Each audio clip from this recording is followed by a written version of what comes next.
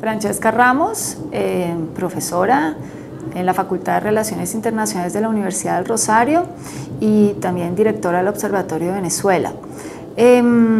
Yo creo que no hay una sola explicación que nos permita efectivamente interpretar la decisión del gobierno de Maduro de cerrar la frontera con Colombia y de deportar a nuestros ciudadanos. Yo creo que son un conjunto de motivos y es importante ver esta difícil situación que se está presentando en la frontera de manera integral. Sin lugar a dudas, durante los últimos tiempos el gobierno de Maduro ha enfrentado presiones en materia de gobernabilidad. Este año es un año electoral, el gobierno busca estar en sintonía con las que, digamos, han sido identificadas como los problemas más serios que están aquejando a los venezolanos, como es la rampante inseguridad y el desabastecimiento de alimentos.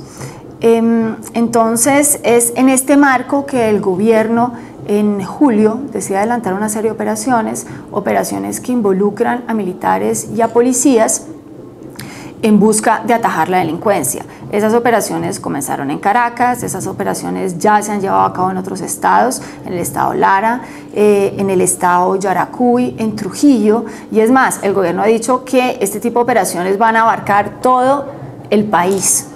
Ya el 8 de agosto, el mismo presidente Maduro había advertido que estas operaciones iban a llegar a la zona de frontera y que iban a llegar a la zona de frontera para atajar el contrabando de extracción. ¿Por qué hago referencia a esto? Esto para resaltar que no fue un acto imprevisible al que ha debido enfrentarse el gobierno colombiano, como han querido mostrar algunos medios de comunicación, sino que esto se sabía efectivamente que iba a ocurrir, no se sabía cuándo, y seguramente el incidente con los militares lo que hizo fue desencadenar más rápidamente la puesta en marcha de la operación. Lo segundo es que ambas problemáticas, como son inseguridad y desabastecimiento, cobran una dimensión mucho más compleja en la zona de frontera por varias circunstancias. La primera es la presencia de un conjunto de actores al margen de la ley, como son mafia, BACRIM y guerrilla, que han hecho en los últimos años de la frontera una zona de delincuencia, ¿de acuerdo? Un bastión efectivamente para delinquir. Hubo, digamos, estudios de investigación adelantados, por ejemplo, por el IEPRI, de los cuales esa investigación fue publicada en un libro que se llama La Frontera Caliente, en el cual ya se alertaba del fenómeno que se estaba presentando en la zona de frontera, un fenómeno que implicaba retos muy grandes para ambos gobiernos en materias, digamos, de poner en marcha esquemas de seguridad colaborativos. Y los gobiernos debían tomar acciones tanto unilaterales como en conjunto para enfrentarlos. La siguiente circunstancia que está atada justamente a la anterior que les acabo de explicar es que el negocio del crimen se potencia, ¿de acuerdo? Y el negocio del crimen se potencia por las decisiones que ha tomado el gobierno venezolano en materia económica. El tener una economía subsidiada y el tener una economía controlada generaron en este espacio fronterizo la coexistencia de dos sistemas o de dos economías asimétricas, ¿de acuerdo?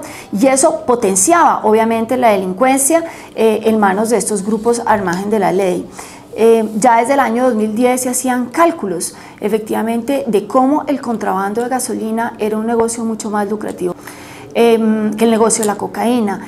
Hoy en día hay cifras que son alarmantes. Por ejemplo, se dice que un tráiler puede ser abastecido de gasolina con $7, de acuerdo, en Venezuela, y esa misma gasolina puede llegar a cobrar efectivamente el precio de $25.000 en Cúcuta. Entonces, esto, digamos, son cifras que realmente nos muestran la dimensión de lo que está ocurriendo en la zona de frontera. Yo tengo la sensación que, obviamente por el contexto que está viviendo el gobierno venezolano, el tema del contrabando extractivo y el tema de depreciación de su moneda en la zona de frontera se convierte en un problema serio, en un problema doméstico interno, al cual efectivamente busca atajar con esa política que está desarrollando a nivel nacional.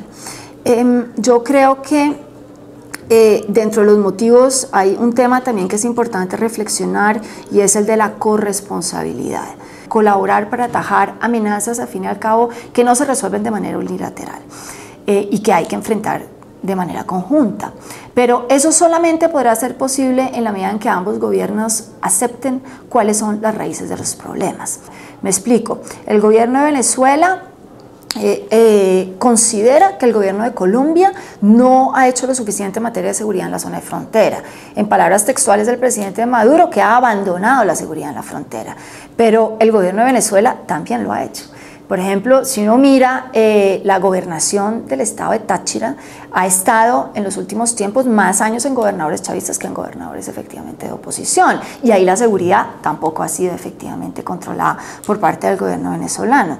Pero también es cierto que del lado colombiano nosotros no podemos ignorar las consecuencias que ha tenido nuestro conflicto y cómo se ha trasladado a la zona de frontera. Y nosotros no podemos, digamos, ignorar que en la zona de frontera con Venezuela se ha presentado un desplazamiento sostenido de colombianos, ¿de acuerdo? En busca efectivamente de protección, en busca de refugio o en busca también, digamos, y atraídos también por los programas sociales que tiene el chavismo. Yo recuerdo que en el año 2003 el Consejo Noruego de Refugiados realizó un diagnóstico sobre la situación de los colombianos justamente en esta zona del estado Táchira.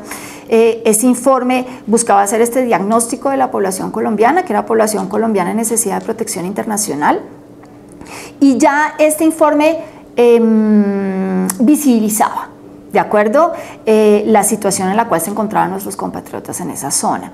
Yo creo que si bien es cierto que una solicitud de refugio es un tema que dependía exclusivamente, digamos, del Estado venezolano, sí es cierto que cuando uno recompone las relaciones con el vecino país, como ha ocurrido con el gobierno de Santos, este tipo de asuntos tenían que hacer parte de la agenda, ¿de acuerdo?, de esa agenda dinámica entre ambos gobiernos.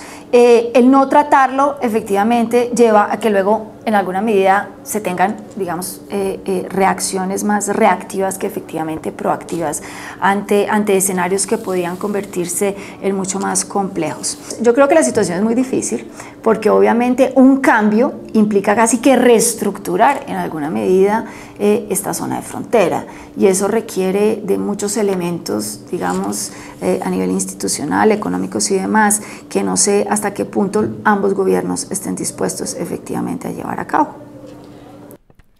070. Nuevas historias, nuevas voces.